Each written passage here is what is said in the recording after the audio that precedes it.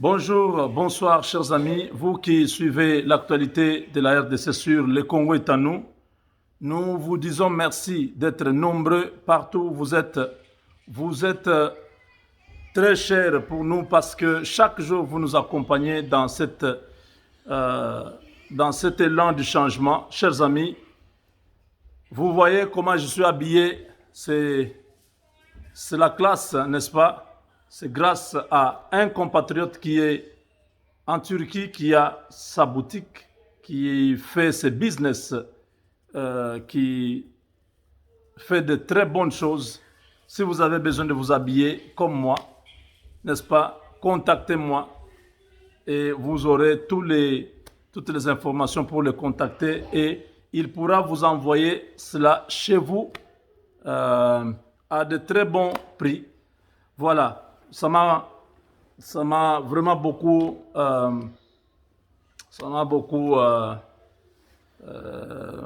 réjoui parce que j'ai une collection, beaucoup de belles chemises de première qualité, de vestes.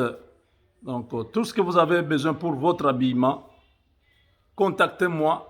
Je vais vous mettre avec le frère qui est en Turquie, il pourra vous aider. Voilà, chers amis, c'est la saison des taxes, income tax. Vous qui êtes au Canada, aux États-Unis plutôt, income tax, ça a déjà commencé. Nous attendons que vous puissiez nous envoyer vos W2, vos informations pour que je puisse faire vos taxes. Voilà. Alors, tous ceux qui sont intéressés à avoir un avocat, vous habitez le Canada, vous habitez les États-Unis, vous avez besoin d'un avocat, contactez-moi aussi. Je vais vous connecter avec des avocats à un prix raisonnable. 24,95 $ chaque mois, c'est le prix à payer pour avoir un avocat. C'est vraiment une opportunité. Chers amis, Ngoï Mulunda, condamné à 3 ans de prison. La sentence est tombée à Lubumbashi. À Kamalondo, il est condamné dans la soirée.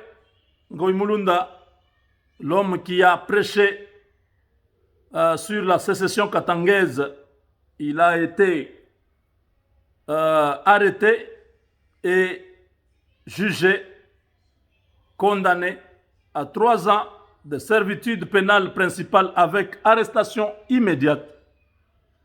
Il doit aussi payer 500 000 francs congolais d'amende. Ses avocats se disent surpris car il leur a été demandé de passer mercredi 27 pour les prononcer du jugement. Ils indiquent avoir découvert ce jugement au greffe du tribunal de grande instance de Lubumbashi dans le Haut-Katanga. Daniel Ngoï Mulunda était poursuivi pour incitation à la haine, propagation de faux bruits et atteinte à la sûreté de l'État. Ceci fait suite aux propos qu'il avait tenus le 16 janvier dernier dans son église de Lubumbashi à l'occasion de la célébration du 20e anniversaire de la mort de Musée Kabila. Ces propos étaient qualifiés de séparatistes par plusieurs personnes. Tout au long de ce procès, ces avocats n'ont cessé de dénoncer le non-respect de la procédure par le tribunal d'Essaya. Voilà, chers amis, qui sème le vent, récolte la tempête, comme on le dit en français. Ngoï Mulunda qui a voulu défier toute une nation avec des propos séparatistes du genre: si vous voulez que les Katanga restent dans le Congo, il faut respecter Kabila. Beaucoup de gens étaient choqués de voir que Kabila, qui a détruit les Katanga, Kabila qui a arrêté les Katangais, Kabila qui a coupé les Katanga en 4 morceaux, aujourd'hui Kabila devient bon parce que Tshisekedi est au pouvoir. C'est quand même méchant de votre part, vous en tant que Katangais. Quand Kabila coupait les Katanga en 4 morceaux, où étaient les Bakata Katanga? Où était la fondation katangaise? Où étaient tous ces groupes hostiles aux étrangers qui sont aujourd'hui en train de vouloir nous faire voir qu'ils aiment les Katanga plus que tout le monde? Chers amis, ne tombez pas dans ce genre de jeu. Nous sommes des Congolais. Nous ne voulons pas que personne puisse venir déstabiliser cette unité. Ça a été décidé par nos ancêtres. C'est eux qui avaient accepté que Léopold II nous mette ensemble. Nous n'étions pas ensemble avant. Mais désormais, notre destin est lié. Nous devons vivre ensemble. Ce n'est pas parce que Tshisekedi est au pouvoir que vous devez commencer à vous comporter comme ça. C'est Kabila qui a coupé les Katanga en 4 morceaux. Mobutu a laissé les Katanga ensemble. Le soi-disant frère katangais que vous avez, Kabila, lui vient, il coupe les Katanga en 4 morceaux. Aujourd'hui, Kabila n'est plus au pouvoir, il a échoué, il a perdu tout. Même à l'Assemblée nationale, il n'a plus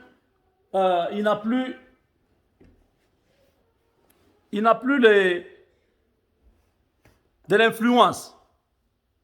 Du coup, pour essayer de déstabiliser le pays, les gens recourent au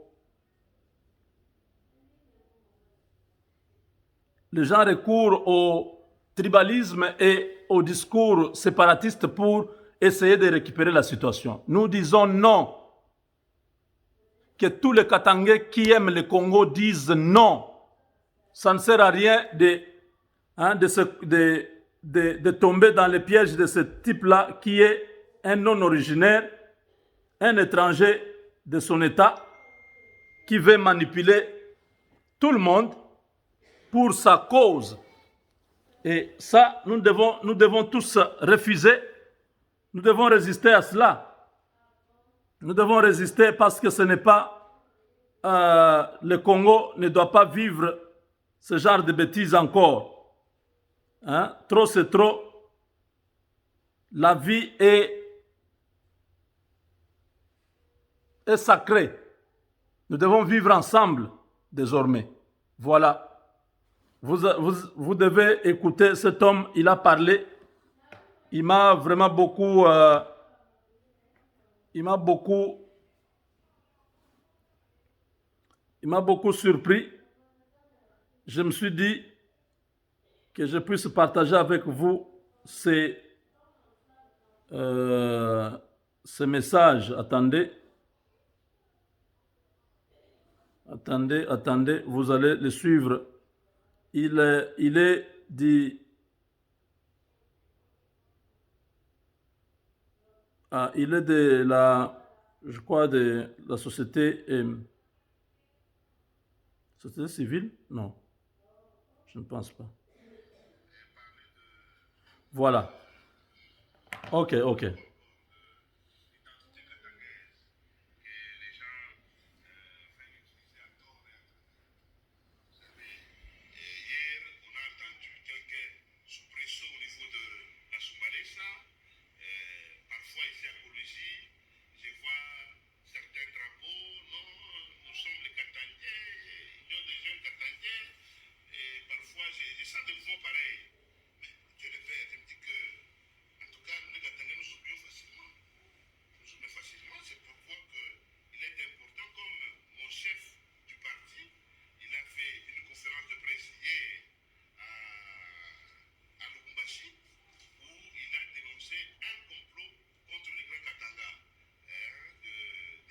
Attendez.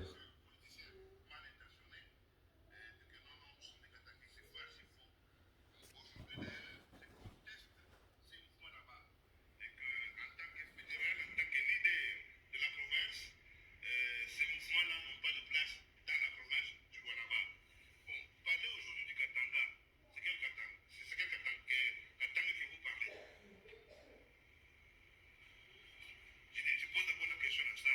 Le Katanga, c'est quel Katanga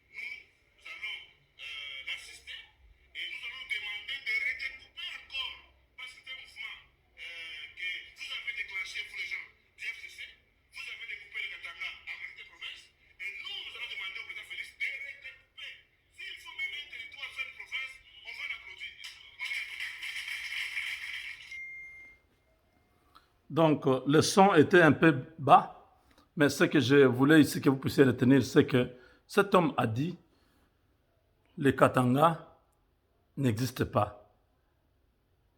Il y a 4 provinces qui sont issues du Grand Katanga. Aujourd'hui, les mêmes personnes qui ont découpé les Katanga en 4 provinces, parce que c'est Félix Tshisekedi qui est au pouvoir, il commence à venir pour dire aux gens, nous devons nous séparer. 18 ans durant, ils pouvaient se séparer et c'est triste.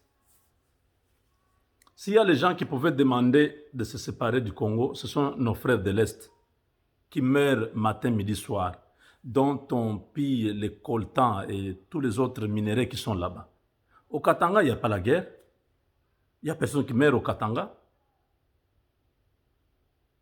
Ceux qui sont aujourd'hui victimes, qui pouvaient dire non, l'État ne nous protège pas, nous on doit se prendre en charge, on découpe l'Est du Congo, on devient un pays indépendant. Ce sont les gens de l'Est, pas les gens du Katanga. Au Katanga, ils sont en paix. Ngoï Mulunda va apprendre, quand il sera en prison, pendant 3 ans, il va apprendre à respecter les lois du pays au lieu de vouloir faire plaisir à un individu. C'est ce qu'il a fait. Le discours là, ça n'avait rien de naturel. Il voulait juste plaire à Kabila pour que Kabila lui fasse encore confiance, qu'on lui donne encore, je ne sais pas, l'argent. Voilà, il va passer 3 ans en prison. Avec Dieu, nous vaincrons.